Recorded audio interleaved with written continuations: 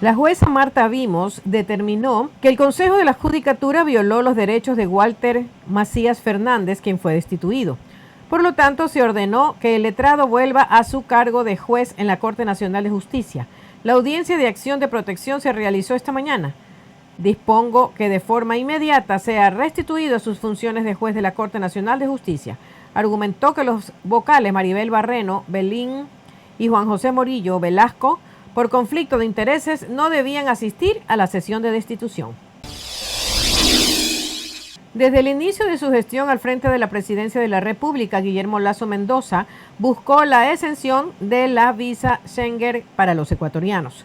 La mañana del jueves 14 de septiembre del presente año, el primer mandatario ecuatoriano informó que habló con su homólogo del gobierno español, Pedro Sánchez Pérez Castejón, para pedirle que como presidente del Consejo de la Unión Europea, España agende una propuesta para que la excepción de ese documento y que se dé un mandato de consejo con el Parlamento Europeo.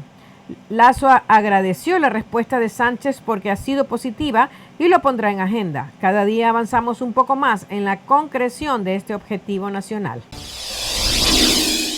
La Corte Constitucional resolvió la noche del miércoles 13 de septiembre convocar a una audiencia pública al presidente del Consejo de Participación Ciudadana, Allen Berbera, por el tema de la conformación de una veeduría ciudadana. Esta convocatoria forma parte de la fase de seguimiento de la Corte hacia el dictamen 219 para verificar si las conductas de los sujetos individualizados por acción u omisión de forma directa o indirecta o por aquiescencia podría estar encaminadas a contravenirla.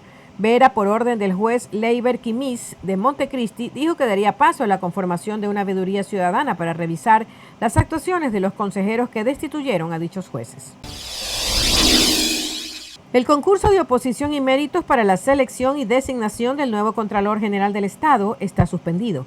Así lo decidió un juez de Bucay el 14 de septiembre al aceptar las medidas cautelares de la acción de protección interpuesta por la abogada Jennifer Díaz en la unidad judicial multicompetente del cantón. La interpelante señaló que dentro del concurso se han realizado actos que violan a los derechos constitucionales. Estos se habrían llevado a cabo por los miembros de la Comisión Ciudadana de Selección elegidos por el Consejo de Participación Ciudadana y Control Social, según consta en la acción constitucional. También se detalla una omisión por parte del Consejo al no vigilar la transparencia de las actuaciones de la Comisión Ciudadana y el proceso para la designación del nuevo Contralor se encontraba en su fase final. William Terán se convirtió en un show de la justicia. No ha dudado en subir a las tarimas y lanzar discursos para destacar lo que él considera el cambio en las cortes y tribunales. Este miércoles mostró su faceta de político en campaña en una contramarcha que buscaba opacar a la convocada por el Colegio de Abogados de Pichincha en su contra. Así lo indican Jorge Luis Mazón, presidente del Instituto de Derecho Procesal, y Vanessa Aguirre, abogada y catedrática. A los pocos días se convierte en un meme y pierde la credibilidad de la ciudadanía y ahora tiene colegios de abogados en su contra y pidiendo su salida. Es lamentable. El lunes 25 de septiembre será la audiencia pública como parte del seguimiento al dictamen en el que la Corte Constitucional prohíbe a cualquier Consejo de Participación Ciudadana evaluar lo actuado por el Consejo de Participación Transitorio presidido por Julio César Trujillo. El actual presidente de la institución, Allen Berbera, intentó poner en marcha una veeduría para evaluar el cese y la designación de los jueces de la Corte por el transitorio. Esa iniciativa nació de la orden de un juez de Montecristi que acogió el pedido de una ciudadana para conformar dicha veeduría. Mientras la Policía Nacional y las Fuerzas Armadas incursionaban de nuevo en la penitenciaría del Litoral, un sicariato se cometió a unos kilómetros del centro carcelario en la mañana del jueves pasado en el norte de Guayaquil. Una persona falleció y 4 quedaron heridas tras un ataque realizado por 2 personas en una moto en el kilómetro 14,5 vía Daule en la intersección con la avenida de las Iguanas. Las víctimas fueron llevadas a un centro de salud cercano. En el lugar donde se produjo el crimen funciona una parada de tricimotos y motos lineales. A la altura del centro penitenciario, los sujetos fueron aprehendidos. 2 guías penitenciarias fueron captadas en un video consumiendo bebidas alcohólicas y bailando con 2 presuntos reos en prelibertad. Se trataría de 2 hombres que serían integrantes del grupo de delincuencia organizada Los Lobos. La veracidad del video fue confirmada por Itania Villarreal, directora de la cárcel de El Inca en Quito, en un medio nacional. Las imágenes corresponderían a un circuito de seguridad privado, pues el hecho ocurrió en los exteriores del centro carcelario. En un comunicado, el Servicio Nacional de Atención Integral a Personas Adultas Privadas de la Libertad o adolescentes infractores informó que el evento no ocurrió al interior de ningún centro penitenciario ni de las instalaciones de la entidad. El día jueves, en el sector del Cisne suroeste de Guayaquil, 4 delincuentes llegaron en 2 motos y dispararon en 6 ocasiones contra una unidad policial comunitaria. Allí dormían 15 policías. Las balas destruyeron la puerta principal y perforaron 3 paredes. A las 8 de la mañana, luego de investigar preliminarmente el caso, los uniformados fueron al sector del puente de la G a buscar a los presuntos responsables. Los agentes policiales no los encontraron, pero llegaron con maquinarias para sacar los obstáculos colocados en las calles que les permite atrincherarse a los maleantes de los uniformados hasta con sistemas de videovigilancia, así construyendo una especie de fortaleza. Un hombre y su hija fueron asesinados en la mañana del miércoles en la vía a Jauneche, en Mocache, Los Ríos. Sujetos armados en una camioneta llegaron a balearlos cuando se encontraban al pie de una lavadora de carros. La chica, quien presentaba aún signos de vida, fue llevada al hospital, pero luego se confirmó su deceso. Horas después se conoció que las víctimas de este ataque fueron Ángela, de 20 años, y Julián Sevillano, de 39, quien tiene antecedentes penales por asesinato y asociación ilícita y es identificado por la policía como cabecilla de un grupo delictivo. Aunque agentes policiales junto a personas y personal de la unidad de muertes violentas llegaron al sitio del crimen, familiares del occiso evitaron que se lo llevaran y prefirieron trasladarlo por sus propios medios.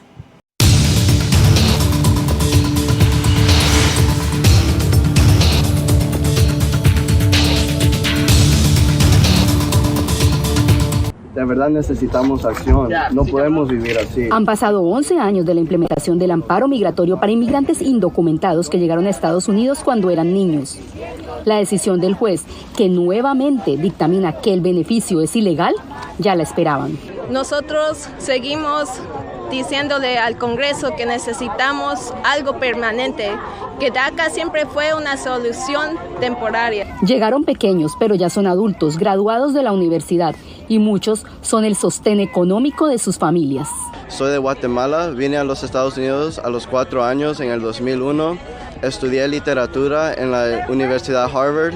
En un dictamen de 40 páginas, el juez Hannon escribió que el esfuerzo de la administración Biden para modificar en una regulación federal el amparo migratorio contra las deportaciones es ilegal. La decisión no afecta a los beneficiarios actuales. Soy Delia Ramírez, soy la nueva congresista del Distrito 3 en Illinois.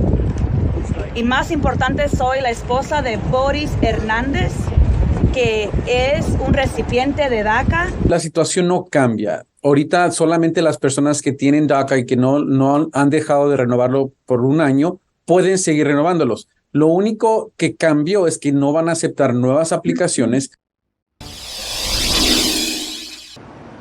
Texas comenzó a utilizar los $5.100 millones de presupuesto del año fiscal para resguardar sus fronteras, ampliando sus barreras limítrofes. Texas está alargando su muro fronterizo. Esto es en el sector de Del Río. La misma zona por la que el gobierno de Texas y el federal sostienen un pleito en instancias judiciales por la existencia de una barrera acuática con boyas en el Río Grande, también conocido como Río Bravo.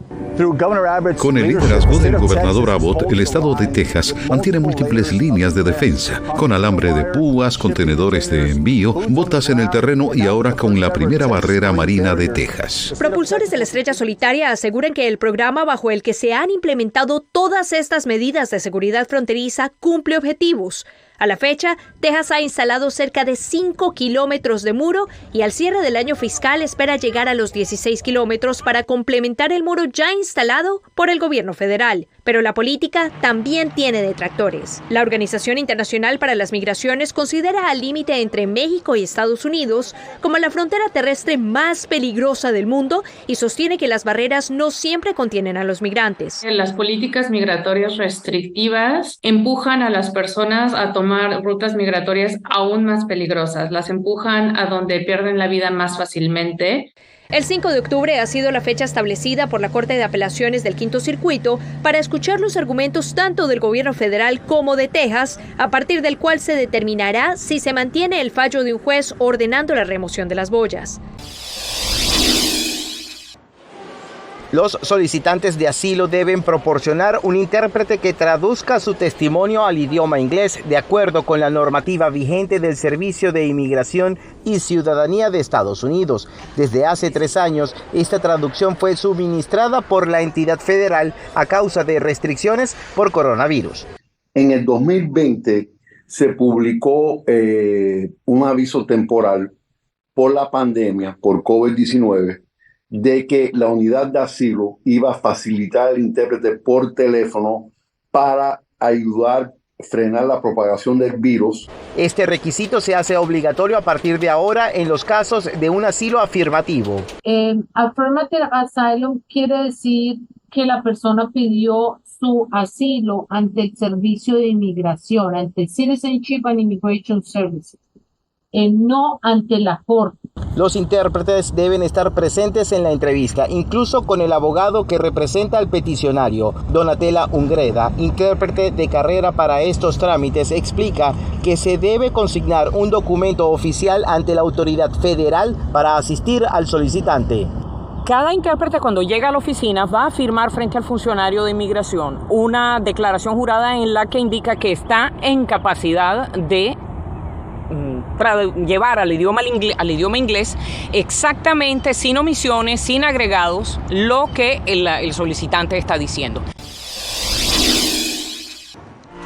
El presidente Joe Biden desestimó la investigación de juicio político de los republicanos de la Cámara de Representantes y dijo que, según él, iniciaron la investigación en su contra solo porque quieren cerrar el gobierno federal. Biden, hablando en un evento de recaudación de fondos demócrata en Virginia, tocó por primera vez el tema desde que el presidente de la Cámara de Representantes, Kevin McCarthy, anunció la investigación. Me levanto todos los días sin concentrarme en el juicio político. Tengo trabajo por hacer. Tengo que lidiar con problemas que afectan al pueblo estadounidense cada día. El Congreso enfrenta una fecha límite del 30 de septiembre para mantener abierto el gobierno, mientras McCarthy vive profundas divisiones dentro de su propio partido sobre cómo manejar el asunto. El republicano garantizó este jueves que el gobierno federal no cerrará. Vamos a lograr que esto se haga. Nadie gana con un cierre de gobierno. McCarthy asegura que la investigación de juicio político tiene bases sólidas sobre las malas prácticas del presidente Biden con su hijo Hunter. Esto a pesar de una falta de evidencias concretas hasta ahora, como incluso admitieron algunos republicanos. No he escuchado ninguna acusación de algo que pudiera alcanzar el nivel de delito grave o delito menor. La Casa Blanca desde hace más de un año empezó a prepararse para un posible juicio político, con una estrategia de desacreditar las acusaciones y seguir gobernando de manera habitual. Hunter Biden fue imputado formalmente de 3 cargos federales por posesión de armas de fuego. El pliego de cargos acusa al hijo del presidente Joe Biden de mentir sobre su consumo de drogas cuando compró un arma de fuego en el 2018, esto mientras luchaba contra la drogadicción. La acusación del jueves se produce mientras los republicanos del Congreso llevan a cabo una investigación de juicio político contra el presidente por supuestas malas prácticas del mandatario sobre los negocios de su hijo. Las vacunas aprobadas por la Administración de Alimentos y Medicamentos de Estados Unidos protegen de la subvariante de Omicron, responsable de más del 90% de los casos de coronavirus circulando actualmente en el país. Esta es una campaña donde la vacuna se vende sola. El secretario de Salud, Javier Becerra, busca incentivar la vacunación ante una aparente fatiga de los estadounidenses que en 2022 prefirieron evitarla. La protección que nos dio la última vacuna tal vez no va a ser bastante, así que sí nos estamos vacunando. La cosa es entender que solo porque se vacunó uno hace un año, hace 6 meses, no quiere decir que estamos bien. Solo el 20% de los adultos en el país recibieron la vacuna de refuerzo el año pasado, según cifras oficiales. Sabemos que el pueblo entiende y reconoce que la vacuna ha salvado vidas. En las últimas semanas, el número de hospitalizaciones por COVID aumentó un 8,7%. La cifra, sin embargo, es inferior a lo experimentado en septiembre del año pasado. según datos de los Centros para el Control y Prevención de Enfermedades de Estados Unidos. La nueva vacuna de Pfizer y Moderna está destinada a personas mayores de 6 meses y es gratis para personas con o sin seguro médico. No importa quién es, su ingreso, dónde vive, su estatus. Y aunque por ahora la prioridad de la Casa Blanca es convencer a sus ciudadanos a vacunarse, no se descartan los programas de distribución. Pero si los otros países no se vacunan, entonces cuando vienen aquí a visitar o nosotros salimos a visitar, nos podemos infectar. Así que tenemos que ayudarle al mundo a tener la vacuna. Con una invitación de Kim Jong-un a Vladimir Putin a visitar Pyongyang y sin darse a conocer los acuerdos alcanzados por ambos líderes, se llevó a cabo una reunión de casi 5 horas en territorio ruso que generó la reacción del secretario general de la ONU, Antonio Guterres. Tengo 2 mensajes. El primero es que es absolutamente esencial respetar las resoluciones del Consejo de Seguridad.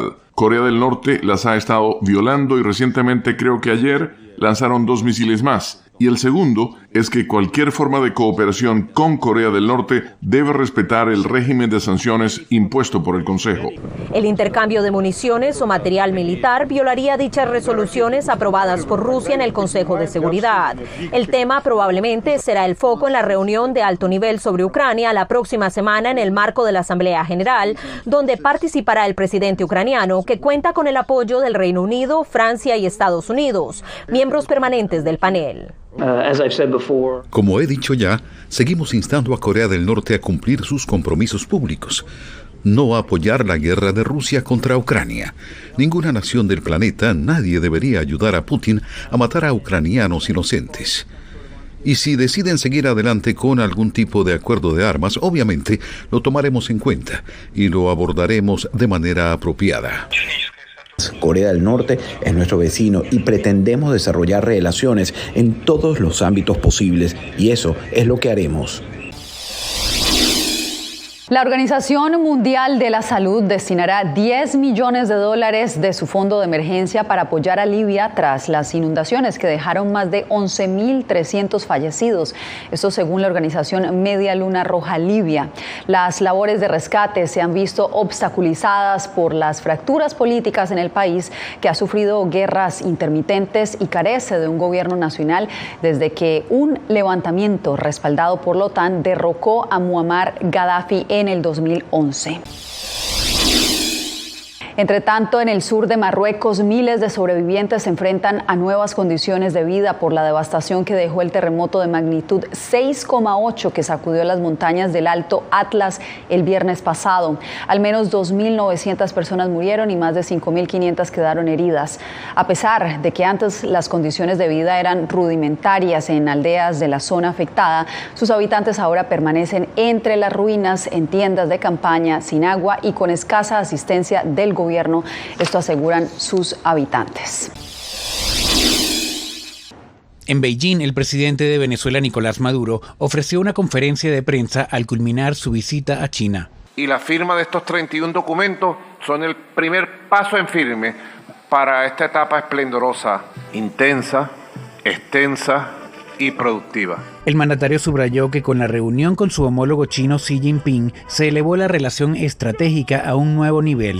Permite comenzar a transitar el camino hacia una relación de asociación estratégica a toda prueba. Según el politólogo Lawrence Castro, el presidente Nicolás Maduro busca en China una tabla de salvación con esos acuerdos en medio de la crisis económica que aún persiste en el país sudamericano. Bueno, creo que lo que busca Maduro es tratar de proyectar una restitución de su legitimidad ante el mundo, de los acuerdos con los distintos países, el cual de alguna manera apoyan el socialismo y sostienen de alguna manera la revolución. Desde la opositora Plataforma Unitaria, su presidente Omar Barbosa se mostró escéptico. Bueno, ese diálogo con China, en eso el presidente parece un buen vendedor de carros usados. Siempre trata de vender lo mismo como si fuera nuevo, pero los resultados los veremos en la práctica. Ojalá que sea verdad, que traiga beneficios para los venezolanos. Los convenios de cooperación incluyen áreas como la economía y el comercio, la educación, el turismo, la ciencia y la tecnología, la salud, el aeroespacial y la aviación civil, entre otras. La casa de la poeta nicaragüense Yoconda Belli fue confiscada por oficiales de la Policía Nacional y funcionarios de la Procuraduría General de la República. La escritora dijo a La Voz de América que el despojo de la propiedad es una venganza del gobierno de Daniel Ortega. Esa casa pues ha sido el producto de mi trabajo honrado, de mis libros, esa casa es impecable. Belli forma parte de la lista de 316 ciudadanos que en febrero de este año fueron declarados apátridas por la justicia nicaragüense, a quienes además le confiscaron sus bienes. Según el abogado Pablo Cuevas, la confiscación a estos ciudadanos no contó con un proceso judicial transparente. El procedimiento para ocupar todos estos bienes debió haber sido consecuencia de un proceso judicial. El gobierno sandinista ha celebrado la decisión de la justicia nicaragüense de declarar apátridas a opositores, activistas y periodistas. Según la vicepresidenta Rosario Murillo, estos ciudadanos han cometido delitos contra el Estado. No hablo de delincuentes comunes, hablo de delincuentes políticos, vendepatria. Organismos internacionales como Naciones Unidas han condenado la decisión de Nicaragua de dejar bajo la condición de apátrida a 316 ciudadanos. La Administración Nacional de Aeronáutica y el Espacio de Estados Unidos, la NASA, ha confirmado la existencia de fenómenos anómalos no identificados. El informe realizado por un panel de expertos independientes señala que esos objetos supondrían un evidente peligro para el espacio aéreo de Estados Unidos, por lo que el estudio debería servir para arrojar luz a los avistamientos. En primer lugar, examinar cómo la NASA puede utilizar nuestra experiencia e instrumentos para estudiar los fenómenos anómalos desde una perspectiva científica. Segundo, cambiar la conversación sobre los fenómenos anómalos del sensacionalismo a la ciencia.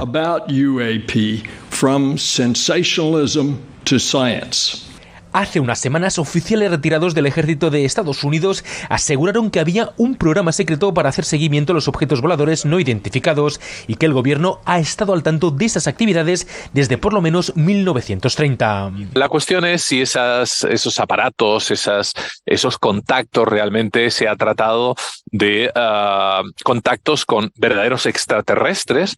Un enigma aún por resolver, por eso la NASA ha designado a un director que será el encargado de investigar todos los casos reportados. Hasta el momento, aclaran, no hay evidencia de que los objetos sean de procedencia extraterrestre.